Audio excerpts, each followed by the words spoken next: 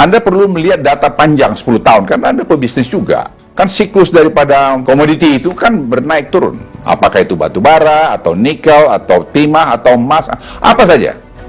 Tapi kalau kita melihat selama 10 tahun terakhir ini, harga nikel dunia itu ya di 15 ribuan. Bahkan pada periode 2014-2019, periode hilirisasi mulai kita lakukan, harga rata-rata nikel itu hanya 12 ribu. Jadi saya nggak ngerti bagaimana Tom Lembong memberikan statement seperti ini. Bagaimana Anda memberikan advies bohong kepada calon pemimpin yang Anda dukung? Saya sedih lihat Anda di situ. Artinya intelektual Anda itu menurut saya jadi ragukan. Oke, mungkin Anda betul seorang intelektual, tapi karakter Anda itu menurut saya nggak bagus. Cucu saya aja komentar yang di Georgetown waktu Anda bicara di Washington DC 2 minggu lalu. Bagaimana Opung ada seorang mantan menteri yang bicara menjelek-jelekkan pemerintahnya sendiri, di mana pada waktu yang lalu dia bekerja di situ. What kind of personality this Opung? Anda jangan GR juga bilang kasih note kepada ayahnya Mas Gibran. Emang hanya Tom Lembong aja. Yang paling banyak kasih note pada presiden itu adalah Menlu, Ibu Retno. Karena setiap bilateral beliau yang ngasihkan itu. Dan itu bukan terjadi pada Presiden Jokowi saja. Semua kepala negara itu kalau bilateral pasti ada yang di belakang yang ngasih note itu. Apakah karena Anda hebat melakukan itu? Tidak, itu tugas Anda sebagai pembantu presiden, sebagai Menteri Perdagangan waktu itu, sebagai Kepala BKPM.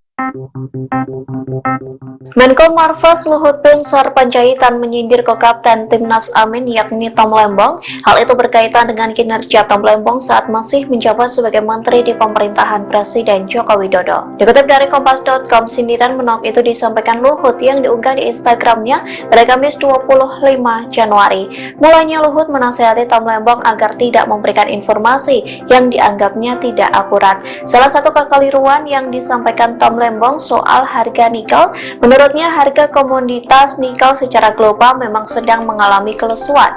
Namun menurut Luhut, tren harga nikel harus dilihat secara jangka panjang lantaran komoditas tambang ada kalanya mengalami fluktuasi.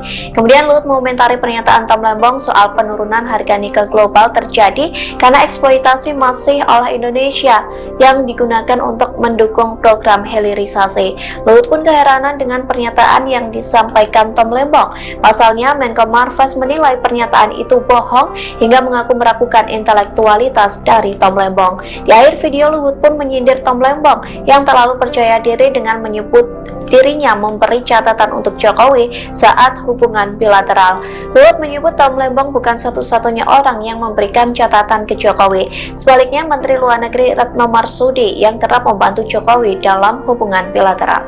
Download Tribun X sekarang, menghadirkan lokal menjadi Indonesia.